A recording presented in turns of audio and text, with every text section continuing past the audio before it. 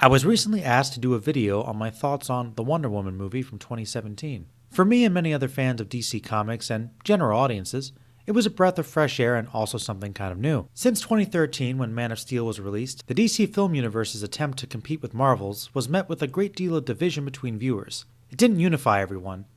Then Batman v Superman followed and was mocked as a disappointment from most people, which was mostly justified. Then Wonder Woman came out to pretty much universal acclaim.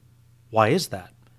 Well, in comparison to the films that preceded it, the movie was just more fun. It touched on some more serious subject matter, the World War I backdrop was interesting, but it felt like a classic superhero movie, something we hadn't seen in a while, something more wholesome and uplifting, reminiscent of perhaps the original Superman movies. The main character wasn't overly grim and the scenes, much like the tone, were considerably brighter. It does help when everything isn't gray and you can see the fight scenes.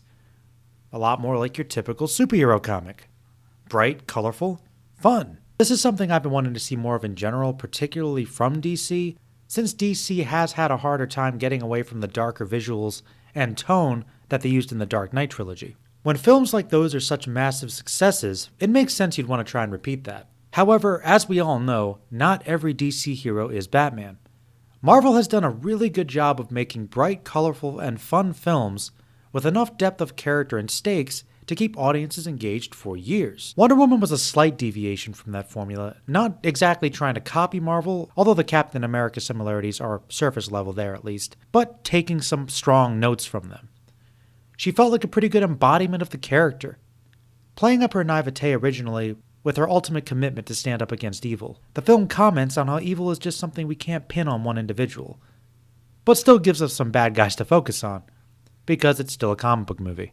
I also think it's worth noting that Wonder Woman was the first female headline superhero film to do well financially and to be very well received. That doesn't mean it's perfect. I don't really think their handling of Ares was the best, and the ending did kind of delve into that overly CGI-ridden sort of fight.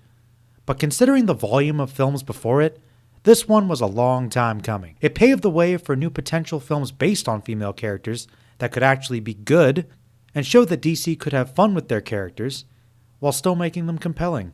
In more ways than one, I think that Wonder Woman 2017 was a film we needed and a good step in the right direction.